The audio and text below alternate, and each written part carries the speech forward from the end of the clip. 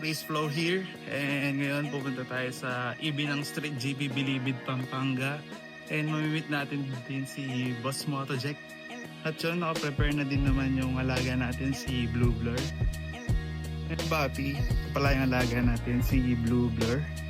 Yan, bali ginawa ko dito, lininis ko tapos naglagay ako ng ilaw.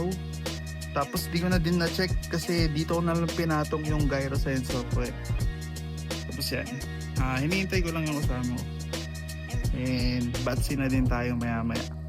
Yun, okay na tayo. Suot natin yung TT course natin na helmet, KYT. Tapos ayusin ko na lang paano ilalagay yung products. Itin muna natin ng konti yung ating motor. Bago tayo first. Ngayon lang akong tops no? Ngayon ko lang mag-6 dito. Boss, nandito na tayo sa ating EV. Doon kasama natin yung AOP, Aerox of Pampanga. Tapos ito pala yung mga admin ng Bilibid. Bali ito pala si Ninong Aldwin, admin ng Street GP Bilibid, Pampanga, si Joshua. At ito naman yung madiin na motor ni Ninong. Bali circuit concept pala ito na Aerox na Cargado 232, gawa ni Boy Tampal. At ito pala yung motor ni isang admin, si Boss Icarus. Yan, poging-pogi niya, puro ng GR5.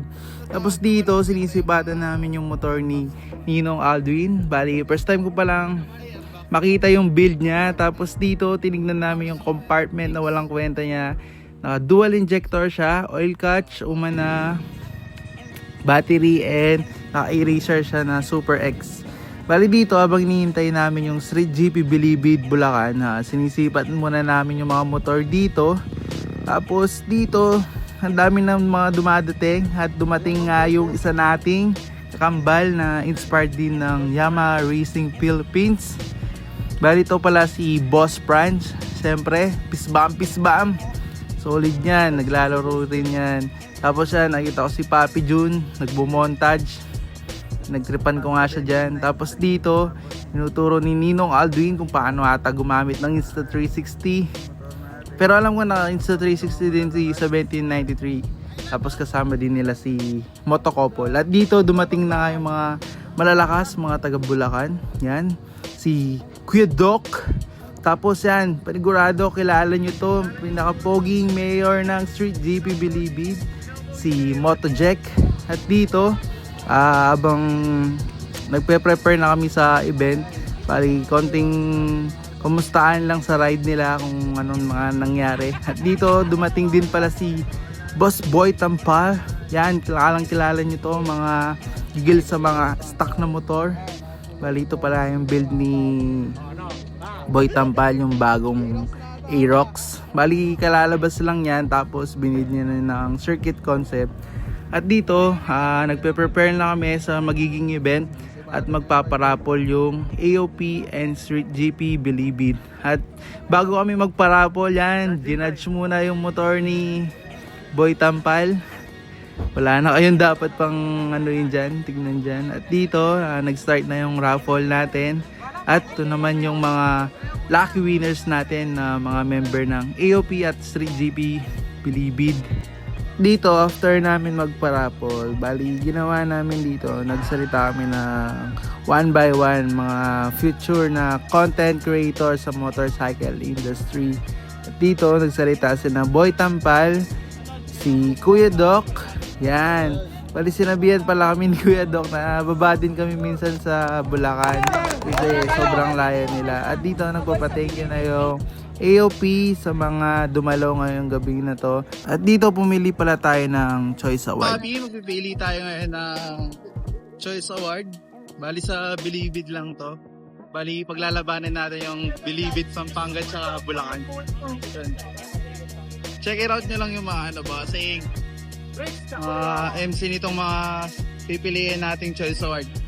Bali ito pala yung isa nating napili, representative ng Street GP Pampanga. Bali, build down ng motor nito is circuit concept. Tapos, ang engine niya ang gumawa is si Project EM and all scam daw to. Tapos, dito, chinecheck ko yung mga nakalagay na peso sa kanya. Gumamit siya ng Solfili na swing arm, Flow Pro na rear suspension, SP800 na mags, stock tires, and MTRT na power pipe. Bali dito, chinecheck ko kung all working ba yung suspension niya and ano pa yung mga nakasalpak sa kanya. Gumamit din pala siya ng BRD na radiator. At sa braking system niya pala is gumamit siya ng E-Series na Brake Master, SCK na bar end lever, tapos naka R1 caliper, tapos naka black diamond na floating disc and JBT suspension. At ito naman yung isa nating napili, yung Sniper na WGP. Bali ito, lusog-busog to sa mga RCB parts. And dito mga papi, tinanong ko yung owner ng Sniper 155 na WGP kung anong set ng engine niya. And dineclare niya naman na maayos. 155 open. Bali, gumamit siya ng 58mm na UMA ceramic bore. Tapos naka 4S1M siya na superhead. At dito, chinecheck ko yung brake master niya kung working ba na maayos. Kasi di ko siya natanong kung anong size ng brake master niya. And yung nanalo pala dito and na-finalize namin ng mga admin. Ang nanalo dito is yung Sniper 155 na WGP na sobrang diin. Bali, kompleto na lahat to. Wala ka nang papalitan. And dun sa Aerox naman, medyo nabitin nga lang. Pero sobrang diin din sa kanya. And thank you pala sa mga nag-participants ng event na to and mga nag-organize. Sobrang thank you sa inyo mga papi. Ares lagi sa inyo and sa mga dumayo dito. Sobrang solid nyo and sa mga nakasama kong content creator. Thank you. Ride safe lagi sa inyo. Madaming salamat mga papi.